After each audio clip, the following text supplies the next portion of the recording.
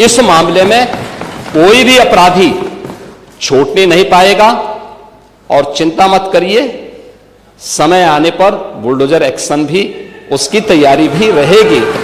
उस समय चिल्लाना मत। इसका जो सबसे बड़ा होलसेलर, जो बड़े होलसेलर हैं, जिसको सबसे पहले एसटीएफ ने पकड़ा था 2016 में, उसको लाइसेंस समाजवादी पार्टी ने जारी किया था।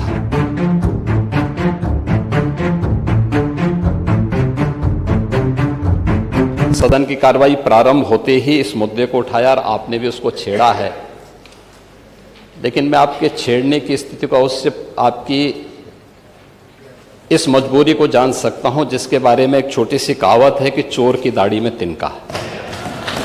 उत्तर प्रदेश के अंदर कोडिन कफ सिरप के मामले में, जिसको नेता विरोधी दल, मैं तो ये मानता था कि उम्र के चौथे पड़ाव पर व्यक्ति सच बोलने का आदी कम से कम इस उम्र में तो होगा ही, लेकिन इस उम्र में भी इस समाजवादी उनको झूठा बुलवा देते हैं। इस उम्र में तो कम से कम उसे झूठ मत बुलवाओ भाई, सच बोलने के उनको आदी होना चाहिए। और वो तो चेयर पे बैठ चुके हैं लंबे समय तक, स्पीकर के रूप में उन्होंने सदन को आगे बढ़ाया है। कोडिन कफ सिरप से उत्तर प्रदेश के अंदर कोई मौत नहीं हुई है।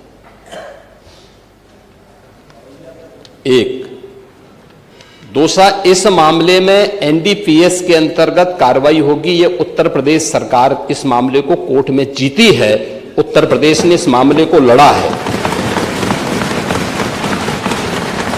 तीसरा, उत्तर प्रदेश में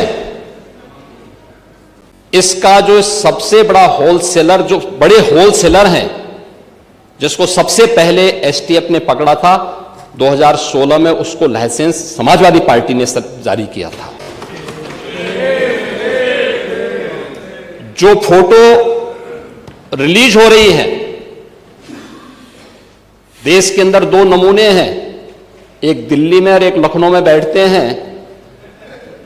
जब देश में कोई चर्चा होती है तो तुरंत वह देश छोड़ करके भाग जाते हैं, और मुझे लगता है कि यही आपके बबुआ के साथ भी हो रहा होगा। वह भी देश से फिर जाएंगे इंग्लैंड की सैर सपाटे में, और आप लोग यहां चिल्लाते रहेंगे। महोदय, कोडिन कफ सिरप का मुद्दा जो इन्होंने उठाया है, मुद्दा था नकली दवाओं के सेवन के कारण होने वाली मौतों का, और उसके बारे में हमने पहले ही बताया है कि नकली दवा के कारण होने वाले मौत के प्रकरण की कोई भी बात अभी तक शासन के संज्ञान में नहीं आई है, और समय समय पर एफएसडीए विभाग इसको लेकर के छापेमारी करती है, कार्रवाई करती है। कंपनियों में भी इस प्रकार की कार्रवाई होती है। यूपी के अंदर कोडिन कफ सिरप, इसके केवल स्टॉकिस्ट हैं, होलसेलर है, इसका यहां पे प्रोडक्शन नहीं होता है।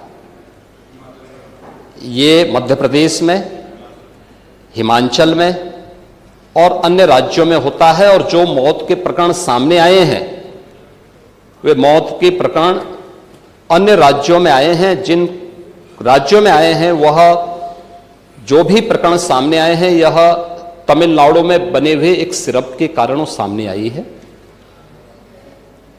ये पूरा प्रकरण इलीगल, यानी इसमें एडिटेशन का भी नहीं है, यह इलीगल डाइवर्जन का है। इस डाइवर्जन के माध्यम से इन होलसेलर ने, जिसमें सहारनपुर का भी है, गाजियाबाद का भी है, वाराणसी का भी है, लखनऊ का भी है और कानपुर का भी है, इन लोगों ने इसको उन देशों में पहुंचाया है, उन राज्यों में पहुंचाया है जहां मद्य निषेध है, लेकिन वहां पे नशे के आदी लोगों को इसको लेने की एक आदत सी है, तो वहां पर उसका दुरुपयोग किया गया है। जबकि बिना चिकित्सीय परामर्श के इसका सेवन नहीं हो सकता, खासतौर पर बच्चों के लिए। एडल्ट भी चिकित्सीय परामर्श से इसका सेवन करता है। कौन ऐसा व्यक्ति है जिसने कफ सिरप नहीं लिया? खांसी होती है, हर व्यक्ति लेता है, लेकिन चिकित्सीय परामर्श से उसमें लिखा जाता है। क्योंकि पढ़ाई लिखाई से आप लोगों का कोई वास्ता है नहीं, इसलिए आप लोग हमेशा इस प्रकार की बातें करते हैं। अब बात पहले अब सुन लीजिए ना, आपने पूरी बात बोली तो हम लोगों ने आपकी बात सुनी, आप लोग चिल्लाते रहे तब भी हम आपकी बात सुनते रहे। अब कम से कम हमारी बात तो सुन लें।